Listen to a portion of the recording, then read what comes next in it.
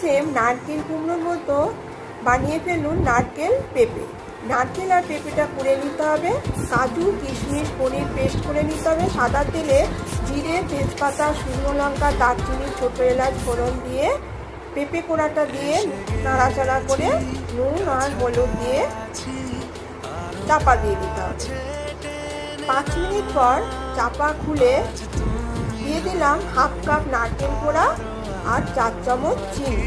এটা একটু মিষ্টি মিষ্টি খেতে হবে। তারপর নাড়াচাড়া করে দিয়ে দিচ্ছি ছোটো চামচের 1 চামচ জিরে গুঁড়ো আর গোলমরিচ গুঁড়ো। দিয়ে দিলাম 2 হাতা গরুর দুধ।